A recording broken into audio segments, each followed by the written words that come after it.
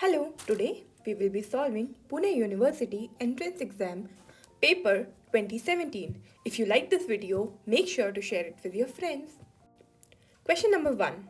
We have been given an urn which has 2 white and 3 green balls.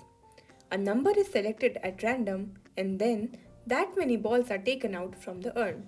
We have to find the probability that all are green. So this is what the composition of urn looks like. 2 whites and 3 greens. And we have associated a number with the number of balls taken. We have to find the probability that all the balls are green. First, suppose we draw number 1. Then the maximum greens we can pick is 1. Suppose we take number 2, then maximum greens we can pick is 2. Suppose we choose number 3 and maximum greens we can pick is 3. So the required probability is 1 by 5 for picking number 1 and 3 by 5 for picking 1 green out of 3. The probability of choosing 2 is also 1 by 5 and taking 2 green consecutive balls is 3 by 5 into 2 by 4. Likewise, we'll do it for the third one. Upon simplifying, we get the required answer is 1 by 5. Next question. We have a student who is asked to match 3 historical events with past 3 years. If he has no knowledge about the events and completely guesses his answers, we have to find the distribution of the number of correct answers. A, B are both binomial distribution, but this will not be the required distribution. Can you write in the comment box why? Second, let's aim to find out the probability of 3 correct answers. Now, for 3 correct answers, 1 has to match with 1, 2 has to match with 2 and 3 has to match with 3. So the required probability is 1 by 6. Okay, so looking at the options, we know that it could be either C or D. But since probability x equals to 3 is same in C and D, we will look for an option which is not same in both the options. Now we will take 2. So if there are 2 matches, there will be already a third match. So the required probability is 1 by 6. So the required answer is 3.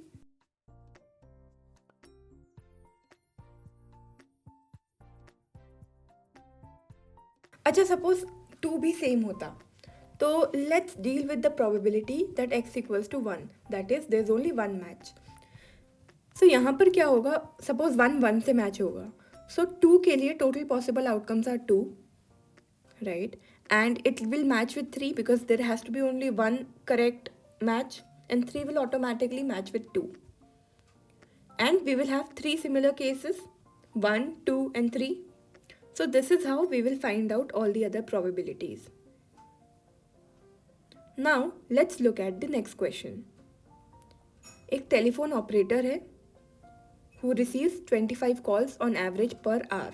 Okay, and we have to find the probability that in 2 consecutive 5-minute intervals she receives no calls at all. Okay, so whenever we talk about occurrences which have very low probability, but we are taking a very long time interval, that is n tends to infinity, and the probability of occurrence is very low. So in these kind of incidents, we always use Poisson distribution, okay? And we have to see that per hour, the rate is 25 calls. So on an average, it's 25 calls per hour. And we have to find that in 2 consecutive 5 minutes interval, there are no calls. Okay, so let's think of it this way. On an average, there are 25 calls in 1 hour, that is 60 minutes. So in 5 minutes, there will be 25 by 16 to 5 calls on an average. And we remember the reproductive property of Poisson distribution. So 5 plus 5 will also follow Poisson distribution with parameter 25 by 60 into 10, right, which is our theta dash or lambda. And we have to find the probability that there are no calls. So this is the required probability.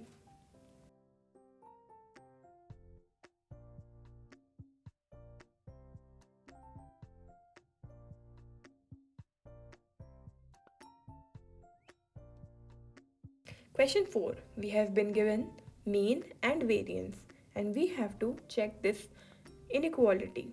Whenever such questions occur, we have to simply use Chebyshev inequality.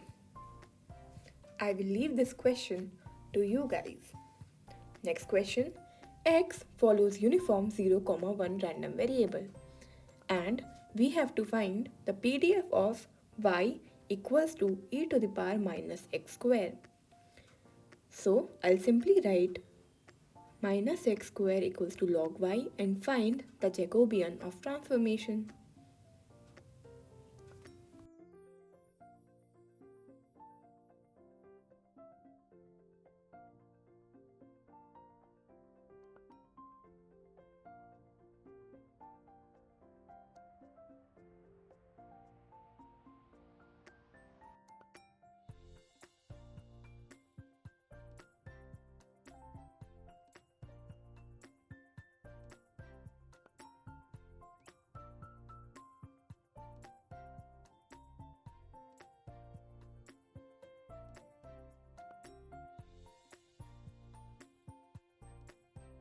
So this is my required density function.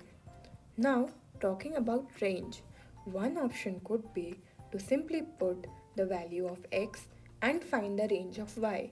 But what if we just want to find the range of y using the given options? See, y is equal to e to the power minus x square, okay? So minus x square is equals to log y. Log 0 is infinity. So y cannot have that range. Okay. Log 0 is 1. So that's a possible range. We already have the PDF. We know that y cannot be equal to 0. So it automatically rules out the first two options. And we have already found the PDF of y which suits with C. So the correct option is C.